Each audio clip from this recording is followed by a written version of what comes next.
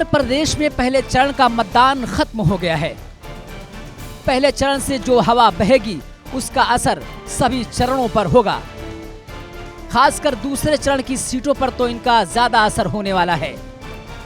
दूसरे चरण में 9 जिलों की 55 सीटों पर मतदान 14 फरवरी को होना है। पहले चरण में 11 जिलों की 58 सीटों पर वोटिंग की गई है, लेकिन बात दूसरे चरण को लेकर शुरू हो गई है। दूसरे चरण में कई ऐसे मुद्दे हैं जिसको पहले चरण में भी उठाया गया है और उसी मुद्दे पर दूसरे चरण में भी फैसला होना है। वहीं दूसरे चरण में कई दिग्गजों के भाग्य का भी फैसला होना बाकी है। इन दिग्गजों में कई मंत्री और कई नामचीन हस्तियां भी शामिल हैं।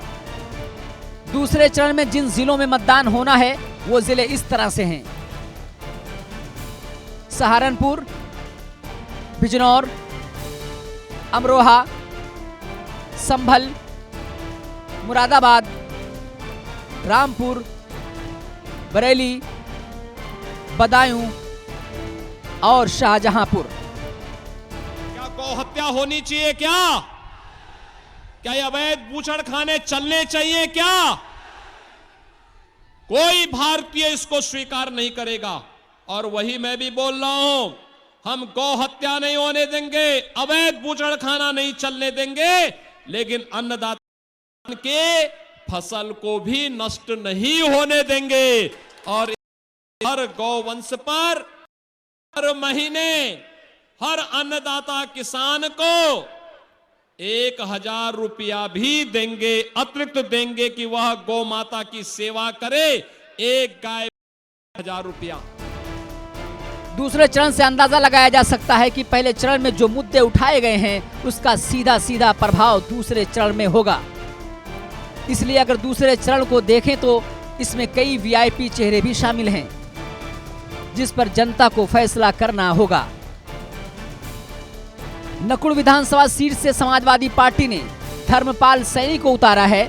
धर्मपाल सैनी हाल में बीजेपी से समाजवादी पार्टी में शामिल हुए हैं। संभल जिले में चंदौसी विधानसभा सीट से यूपी सरकार में राज्य मंत्री रहे गुलाबो देवी को टिकट दिया गया है। आजम खान के बेटे अब्दुल्ला आजम को समाजवादी पार्टी ने रामपुर के स्वार टांडा सीट से मैदान में उतारा है। वहीं जेल में बंद आजम खान रामपुर से विधानसभा चुनाव लड़ रहे हैं। योगी सरकार में मंत्री रहे सुरेश खन्ना को बीजेपी ने शाहजहांपुर से टिकट दिया है। ये वो नाम हैं और वो सीट है जिसको जीतने के लिए सभी दल धुआंधार प्रचार कर रहे हैं। वैसे तो सभी दलों के लिए 55 के 55 सीट बहुत ही महत्वपूर्ण है। तब से डबल भ्रष्टाचार हो गया है। डबल भ्रष्टाचार का गरीबों को सामना करना पड़ रहा है। चाहे उद्योग वाले हों, कारोबारी हों, उन्हें डबल इंजन की सरकार का सामना करना पड़ रहा है। डबल भ्रष्टाचार हो रहा है और ये डबल इंजन सरकार वाले ऐसे हैं कि एक दूसरे के इंजन के पहिए खोल रहे हैं। ये सरकार बनने वाले नहीं है, क्योंकि जो पैदल पैदल नेता चले थे उन्हें पहले ही गोरखपुर भेज दिया, अपने घर पहुंचा दिया। वो पहुंच गए, घर के नहीं पहुंचे। और जब वोट डालोगे आप, जितना आप वो साइकिल के बटन को दबाएंगे उतना जल्दी और ये घर पहुंच जाएंगे।